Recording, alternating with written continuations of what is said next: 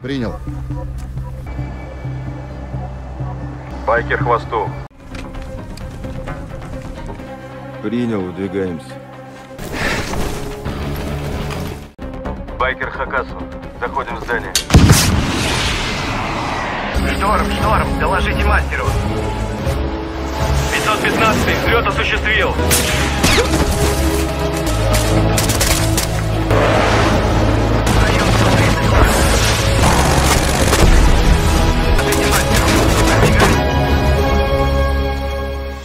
Hai sobat Gadget, Rinan di sini. Terima kasih sudah klik video ini. Welcome back to my YouTube channel.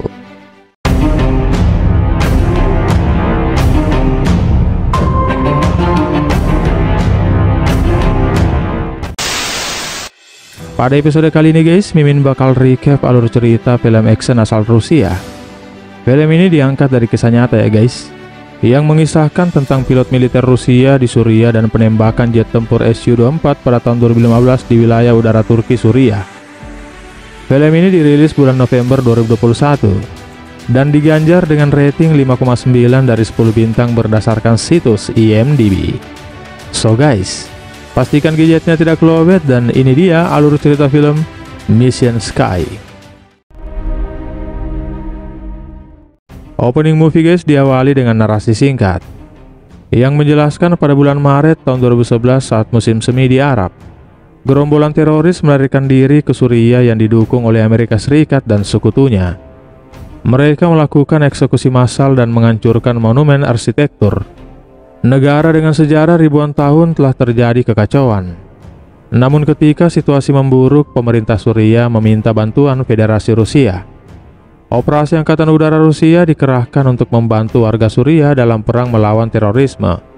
Pada tanggal 24 November 2015, semua perjanjian Rusia ditusuk dari belakang. Pesawat F-16 Turki menembak jatuh sebuah pesawat pembom Rusia di dekat perbatasan antara Suriah dan Turki, dan pesawat jatuh di Suriah Utara. Pilotos de guerra, basado en una historia real.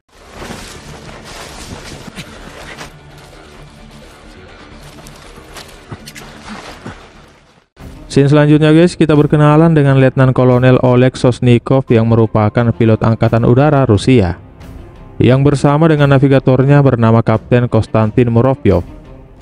Mereka terlihat sembunyikan parasut lalu dengan segera meninggalkan tempat itu. Tidak lama kemudian terlihat sekelompok pasukan bersenjata datang untuk mengejar mereka. Mereka pun terus berlari jauh masuk ke dalam hutan dan pihak musuh juga terlihat terus mengejar. Terus berlari, Konstantin tanpa sengaja menabrak kawat ranjau asap sehingga posisi mereka pun terdeteksi oleh musuh. Pihak musuh juga memiliki penembak jitu yang menembak mereka, namun mereka berhasil bersembunyi. Agar lebih mudah untuk melarikan diri, mereka pun memutuskan untuk berpencar.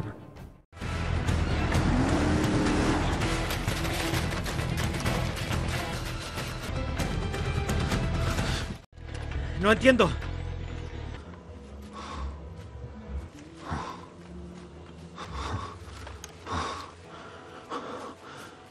Comandante, capturamos al piloto. Mayor Zakharov aquí.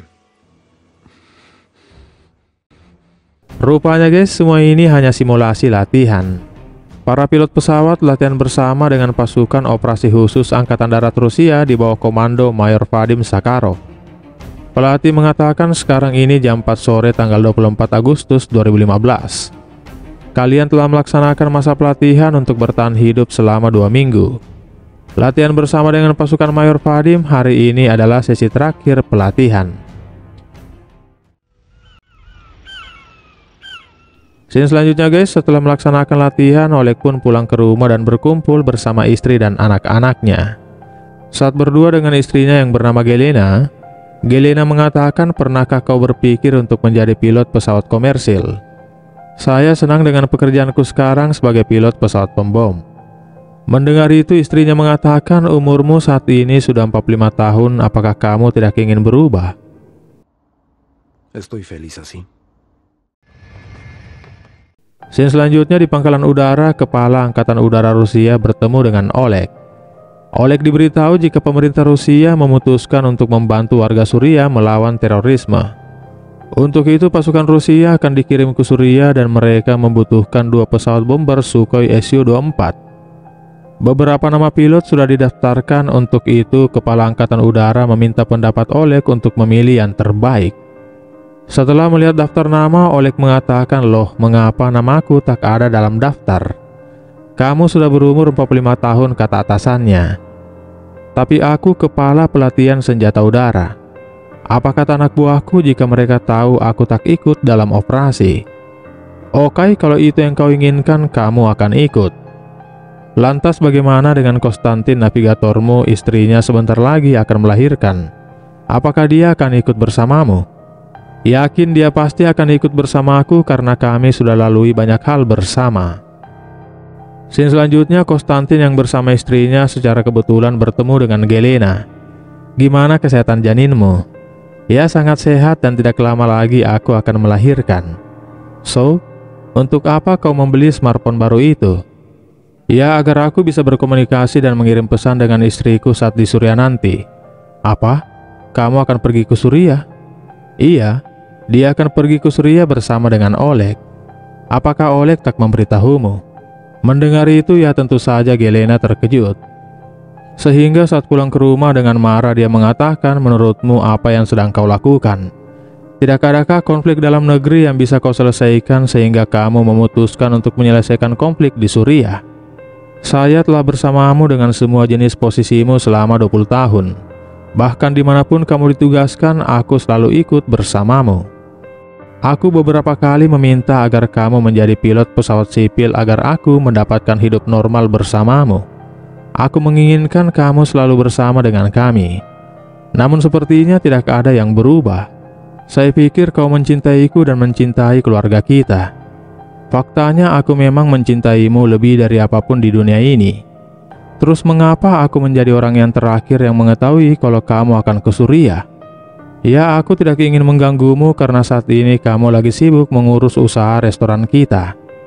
Di sana mereka sedang berperang, kamu bisa mati. Menilai dari apa yang diberikan kehidupan kepada kita, kematian bukanlah hal yang terburuk yang bisa terjadi melewatimu.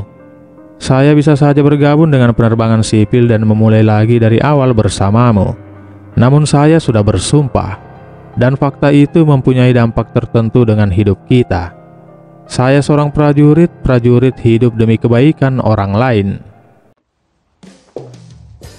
Тишины, кто бы не были, где бы полетную тоской большого неба над другим открыта дверца.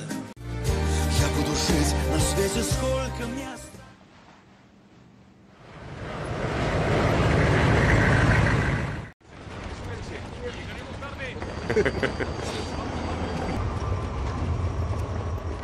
Aeropuerto Bashar al-Assad.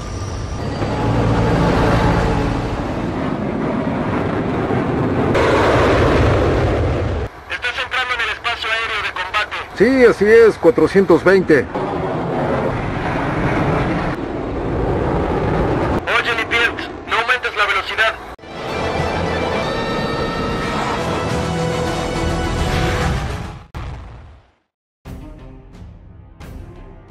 Scene selanjutnya di pusat komando, Panglima Angkatan Udara Rusia dan petinggi militer pemerintah Suriah mengadakan pertemuan. Mereka sedang merencanakan akan menyerang sebuah tempat di mana para teroris berada. Lalu tidak lama kemudian Mayor Vadim datang ke sana. Dia diberitahu jika para teroris sedang mengembangkan senjata kimia, di mana hal itu akan menyebabkan banyaknya warga sipil akan menjadi korban.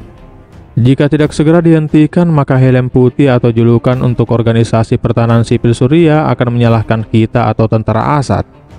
Berdasarkan informasi dari informan, pemimpin kelompok teroris akan mengadakan pertemuan di sebuah hotel terbengkalai di bagian utara Takwiyah. Dan akan lebih baik jika kita menangkapnya hidup-hidup. Dalam melaksanakan serangan nanti, tim pesawat pembom Oleg dan Konstantin juga disiapkan untuk membombardir markas teroris. Scene kemudian guys berlanjut di tempat di mana para teroris mengadakan pertemuan. Dan tidak jauh dari sana juga terlihat Mayor Vadim dan pasukannya juga sudah berada di sana. Mereka berada di sana dengan membagi tim. Tim sniper, tim drone, tim penyerbu, dan juga tim yang standby di titik penjemputan. Melalui kamera drone dan juga teleskop sniper, tampak target sasaran mereka sudah tiba di sana. Bertemu dengan anak buahnya, tampak jelas dengan kejam dia memerintahkan anak buahnya membunuh para warga sipil tak berdaya. Mayor Vadim yang menyaksikan itu dari kejauhan meminta anak buahnya menahan diri dan tetap sesuai rencana. Masuk ke dalam, terlihat mereka memiliki laboratorium untuk membuat senjata kimia dan juga membuat persenjataan berat seperti bom dan artileri. Musuh-musuh kita harus tahu jika kita siap untuk menang. Kita tidak bisa kalah dalam perang. Karena itu akan meningkatkan kepercayaan Amerika Serikat yang sebentar lagi akan datang ke sini untuk bertemu dengan kita. Amerika akan membantu kita untuk bisa menyingkirkan Rusia. Lalu tidak lama kemudian anak buah Mayor Vadim memberikan laporan jika beberapa kendaraan berkonvoi datang ke sana. Terhitung ada 9 kendaraan dan beberapa dilengkapi dengan senjata berat. Konvoi kendaraan itu adalah pihak Amerika yang dipimpin oleh Nick Palmer. Mereka akan mengadakan pertemuan dengan para teroris. Melihat itu, Mayor Vadim memerintahkan pasukannya untuk segera bergerak melakukan serangan. Bersenjata lengkap, terlatih dengan kemampuan taktik perang yang mereka miliki, mereka pun beraksi. Байкер Хакасу. Заходим в здание.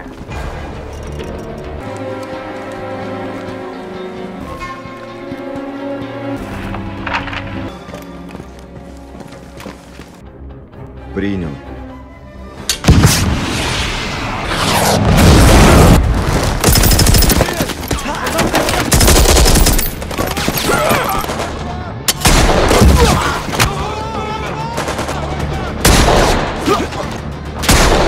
Готов.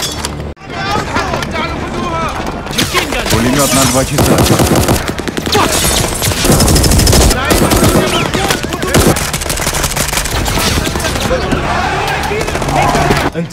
Будьте внимательны.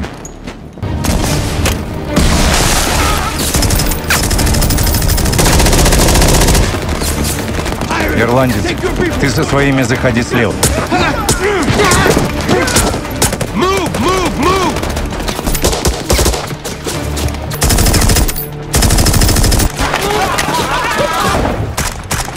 Что происходит?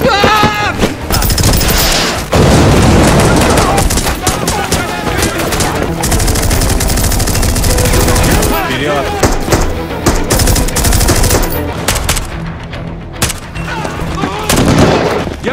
Вы с ума сошли?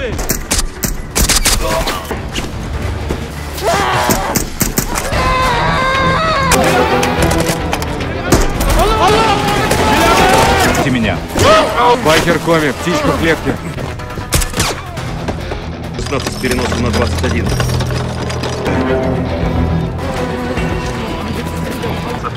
Т-80 человек.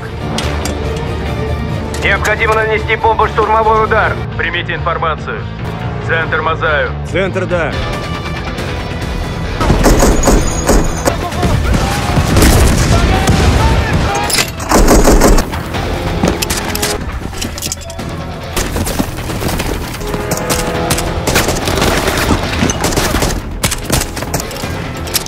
Есть!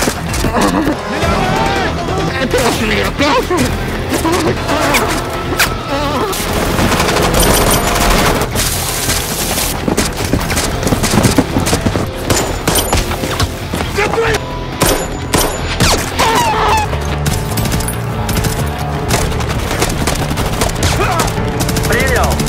Смола, работаем! Мазай, расчетное время прибытия 20 минут. У стабилизатора большой.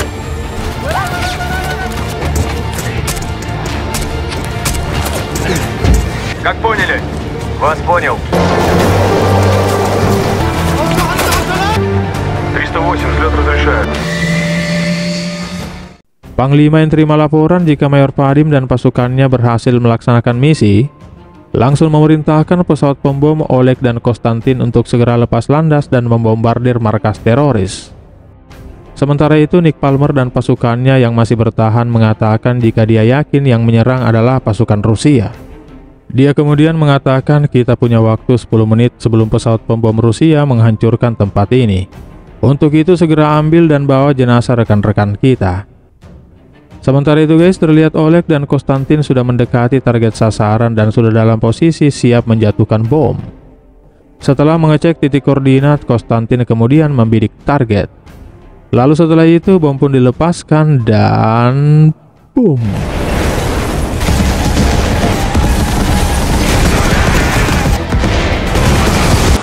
Наши спецы тщательно изучили телефон.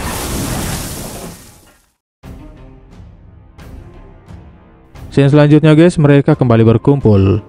Panglima kembali terima informasi dari pihak Suriah jika teroris memiliki peluncur rudal portable. Dan perkiraan lokasi tempat peluncur rudal portable itu juga sudah mereka ketahui. Panglima kemudian mengatakan kita harus bertindak cepat, namun terlebih dahulu kita harus meminta Mayor Vadim untuk memeriksa lokasinya. Di saat yang sama, Oleg yang bersama rekan-rekannya ditemui oleh kawan lama bernama Kolonel Linkov. Linkov adalah sahabat Oleg yang bersama-sama masuk ke Akademi Angkatan Udara. "Apa yang kau lakukan di sini?" tanya Oleg. "Aku dipanggil ke markas untuk bertemu dengan seseorang," jawab Linkov. Setelah Linkov pergi, Oleg memberitahu rekannya jika Linkov adalah pilot yang hebat. Kakinya terluka di Georgia pada tahun 2008 dan sejak saat itu dia tak pernah lagi terbang. Kembali ke Nick, dia terima laporan jika pihak Rusia sepertinya sudah mengetahui operasi mereka selanjutnya. Tentu saja mereka akan tahu karena kepala teroris yang mereka tangkap yang memberitahu mereka, kata Nick.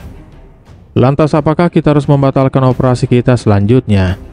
"Jangan, kita tidak harus membatalkannya. Kita akan mengubah tujuannya. Tujuan Rusia akan menghancurkan peluncur rudal itu. Untuk itu kita akan memindahkan peluncur rudal itu ke perbatasan Turki.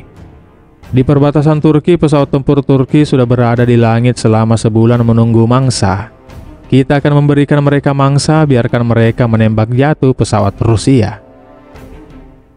Di pangkalan udara, Mayor Vadim dan rekannya datang menemui Oleg dan Konstantin. Dia memberitahu Oleg jika berdasarkan info intelijen mereka telah mengetahui lokasi peluncur rudal.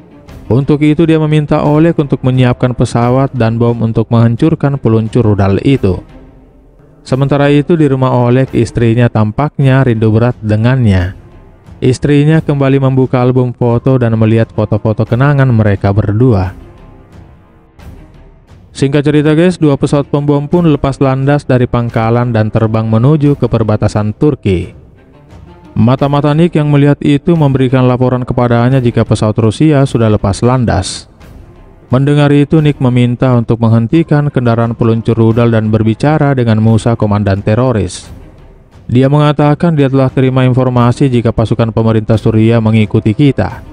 Untuk itu dia meminta peluncur rudal itu untuk beralih rute perjalanan menuju ke perbatasan Turki. Setelah peluncur rudal pergi, dia menghubungi seseorang dan mengatakan siapkan rencana nomor 1. Pasukan pengintai Rusia yang melihat peluncur rudal itu pergi menuju ke perbatasan Turki memberitahu hal itu kepada Oleg dan tim. Mendengar itu, Oleg kemudian meminta pesawat satunya untuk tetap pergi ke lokasi rencana sebelumnya. Sementara dia dan Konstantin yang akan pergi mengejar peluncur rudal itu. Dia kemudian meminta titik koordinat lokasi tujuan kepada pasukan pengintai. Titik koordinat pun diberikan dan pesawat langsung menuju ke sana. Setibanya di sana, Konstantin akhirnya berhasil melihat target sasaran. Target sasaran sudah di depan mata, rudal pun ditembakkan.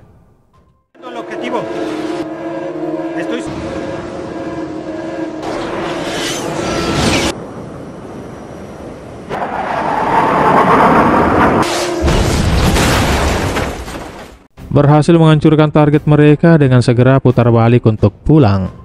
Pasukan pengintai yang melihat target hancur mengatakan, "Good job, kalian hebat. Saatnya pulang berlibur dan menikmati sejuknya pantai," kata Oleg. Lalu tidak lama kemudian terlihat jet tempur F-16 Turki berada di sana mengincar mereka. Tak pakai lama, rudal pun ditembakkan.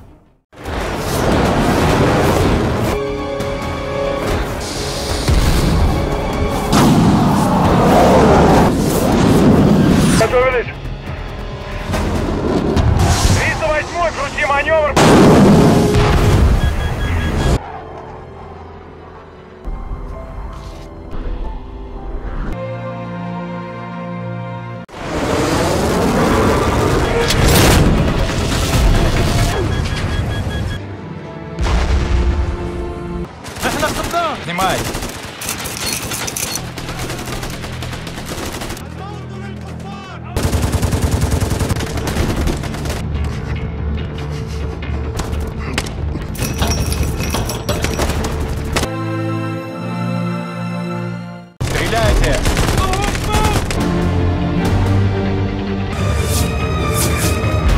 Свинью, наконец! Стреляйте! Убейте эту...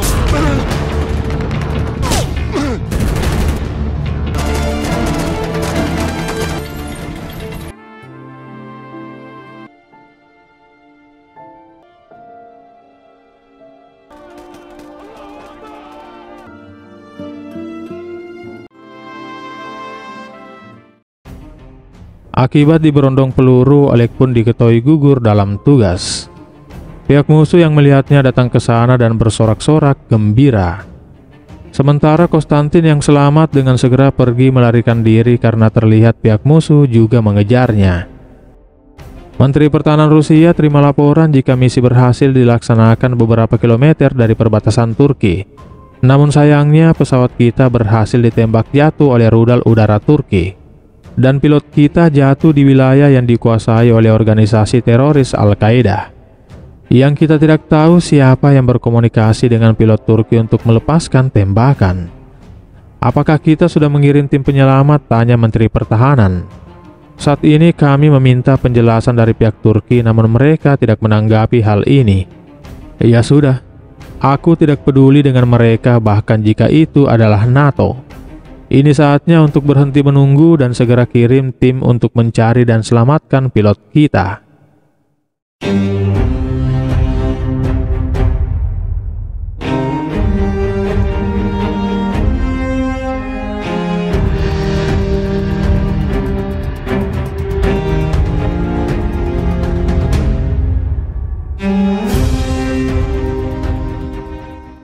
Kembali ke Konstantin.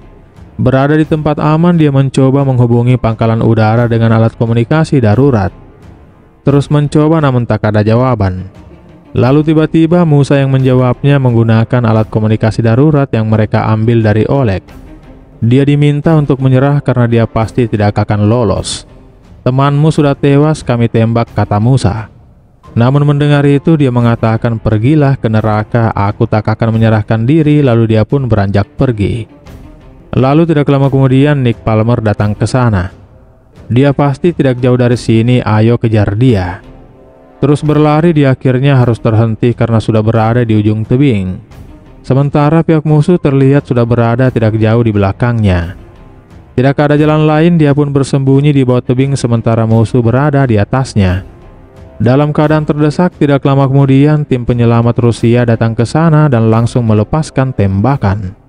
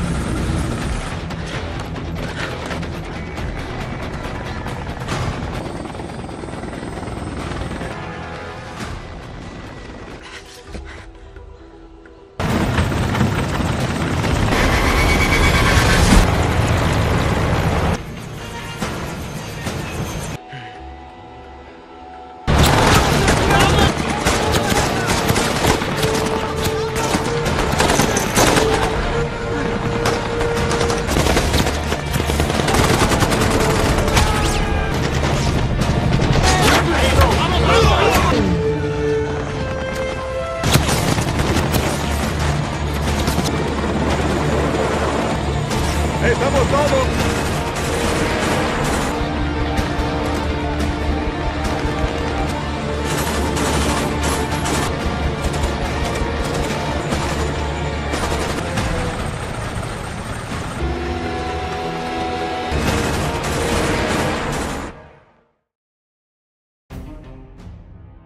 Dalam konferensi pers, Menteri Pertahanan mengatakan, berdasarkan informasi yang kami terima dari radar pangkalan Kemimim, pesawat tempur Turki menyerang dari wilayah udara Suriah. Atas operasi ini kami menganggap ini sebagai pelanggaran serius terhadap perjanjian hukum internasional antar negara. Lalu seorang jurnalis mengatakan pemerintah Turki mengkonfirmasi jika militer Turki sudah meminta pesawat Rusia itu untuk meninggalkan wilayah udaranya. Namun pesawat Rusia berada di wilayahnya lebih dari 10 detik, makanya mereka menembak jatuh. Namun berdasarkan informasi yang kami terima, jika pesawat Rusia kami berada di wilayah udara mereka hanya selama 7 detik. Dalam 7 detik jangkauan penerbangan pesawat F-16 Turki dari pangkalan udara datang dan menembak jatuh. Kami curiga ada kemungkinan jika ini adalah sebuah rencana penyergapan. Saat ini misi penyelamatan sedang berlangsung. Kami ingin memperingatkan mitra Turki kami jika kami akan melakukan segala kemungkinan untuk menemukan pilot kami. Jika perlu kami harus menghancurkan tempat itu, kami jamin tidak akan ragu untuk melakukannya. Di saat yang sama, Gelena menonton berita TV yang memberikan informasi tentang pesawat Rusia yang ditembak jatuh di wilayah udara Suriah. Namun diketahui para pilot berhasil melontar keluar dan kini masih dalam pencarian. Dengan cemas, Gelena pun langsung menghubungi atasan Oleg. Saya menonton berita TV, bisakah kau memberitahuku apakah Oleg baik-baik saja? Maafkan saya belum tahu pasti, kami masih mencari tahu.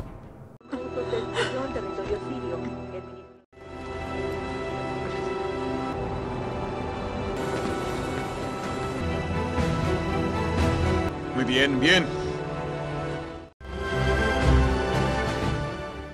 Kembali ke Nick, Musa menemuinya dan mengatakan, jika kami berhasil menemukan pilot itu, kami ingin menangkapnya hidup-hidup. Saya ingin mengeksekusinya di depan umum. Mengapa kau menginginkan itu? Tanya Nick.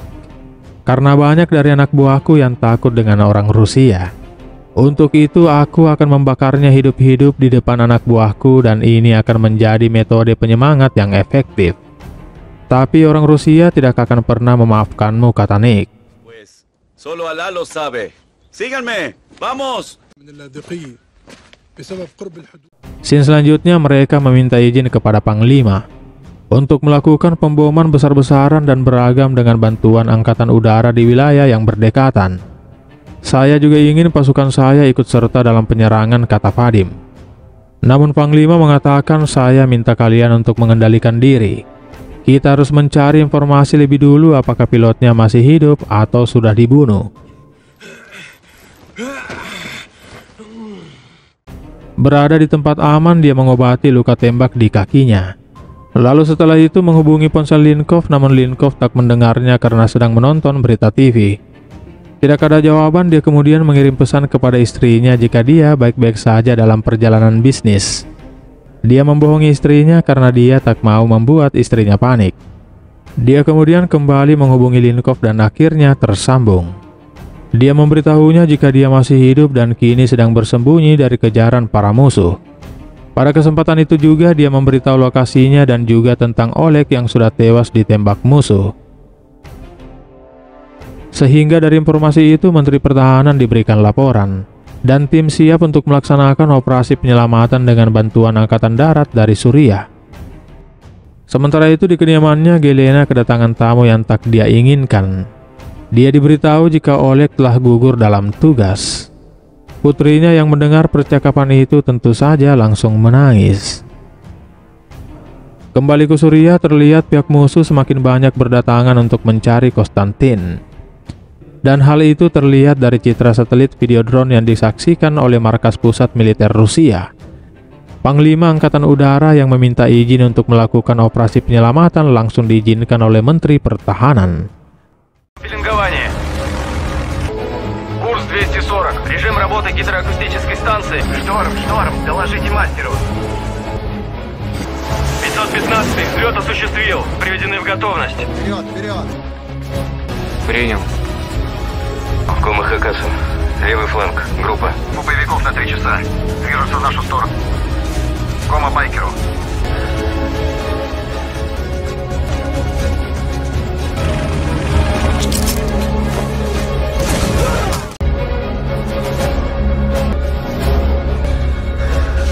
Чисто. Контроль.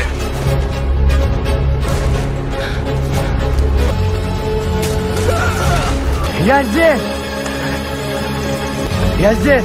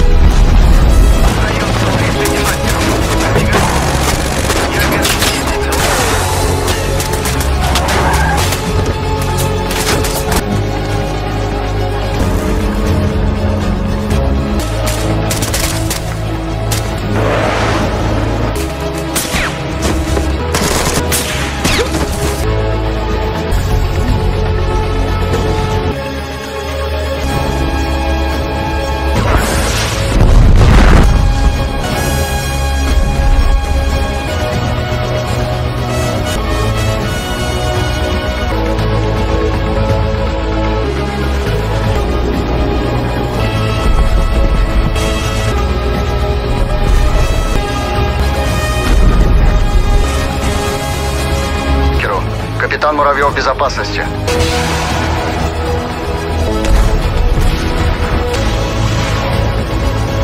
Удары. Авиация готова на них. Товарищ генерал армии.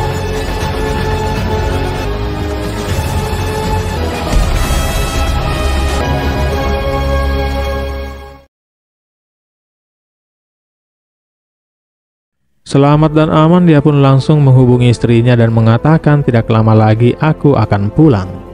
Istrinya pun mengatakan, aku mencintaimu, tak sabar ingin bertemu denganmu. Istrinya sama sekali tak tahu apa yang terjadi sebenarnya. Scene selanjutnya guys, Menteri Pertahanan menemui keluarga Oleg dan berkenalan dengan anak-anaknya. Menhan menyampaikan belasungkawa atas gugurnya letkol Oleg. Katakan jika butuh sesuatu dengan senang hati kami akan membantu. Tidak ada, kata Gelena. 10 menit lagi pesawat yang membawa jenazah Oleg akan mendarat, kata Menhan. Dia pun mengajak keluarga Oleg untuk menjemput.